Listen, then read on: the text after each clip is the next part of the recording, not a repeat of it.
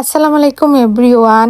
বিরিয়ানি আখনি এটা সবারই ভালো লাগে। আর আখনি আপনার চিনিগুড়া চাল ছাড়া অত বেশি ভালো লাগে না। আর চিনিগুড়া চাউলটা আপনারা দেওয়ার চেষ্টা করবা। আর এখানে আমি তেল দিলাইছি, তেল দেওয়ানোর পরে এখানে আমি লবণ দিলাইছি। ফার্স্টে লবণ দিয়ে এখানে আমি 1 কাপ পরিমাণের পেঁয়াজ দিছি।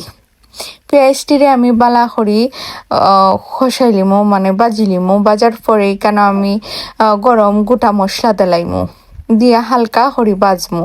বাজার পরে এখানে আমার পেঁয়াজটি একটু নরম হইয়া ইচ্ছে, আমি এখানে পেঁয়াজের পেস্ট দিলাইছি 2 টেবিল চামচ। আর আদা দিলাইছি। আদা দেওয়ার পরে আমার এটা ব্রাউন কালার হওয়ার পরে আমি কেন গরম মশলা দিলাইমু। এরপরে আপনার ফাঁসফোড়ন আর জিরা দিয়া বালা করে লাড়ি সারি দিমু। তখন আমি রেডি করে রাখছিলাম আমার দুধের মাঝে আমি দইয়ের বদলা দুধের মাঝে আমি লেবু চিপা দিলাইছি। আর লেবু দিলাইলে নানি আপনার দইয়ের স্বাদটায়। আর এখন আমি মাংস সবটি দিয়া বালা করি খসাই লিমু। মাংস এগুনরে বালা করি খসানি লাগবো। আর এখানে আমি ডাইকা রাখি দিমু। এখন আমি তেল দিলাইছি একটা সসপ্যানও। দেওয়ার পরে এখানে আমি একটু সামান্য পরিমাণে লবণ দিব। দেওয়ার পরে এখানে আমি পেঁয়াজ কুচি দিলাইমু। দিয়ে এখানে বালা করে বাজার পরে আমি এখানে তেলের মাঝে ঘিটা দিলাইমু। ঘিটা তেলের মাঝে দেওয়ার চেষ্টা করবা। আর ঘিটা তেলের মাঝে দিলে নানি আপনার ফ্লেভারটা একটু ভালো হয়। আর আমি বেশি ঘি ইউজ করছি না, কারণ আমার হাজবেন্ডে অত বেশি ঘি খাই না।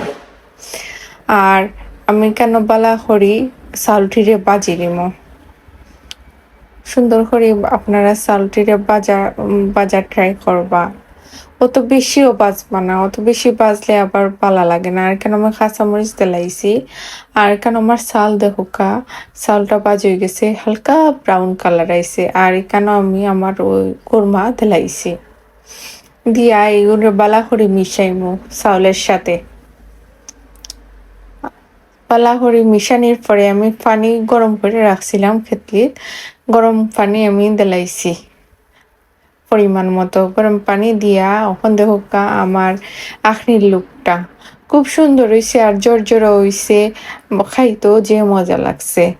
আর সবে খাইয়া কইসুন খুবই মজা হয়েছে আমার আখনি গুণ। আর আপনারা যদি আমার ভিডিও ভালো লাগা থাকে তে লাইক কমেন্ট শেয়ার করবা।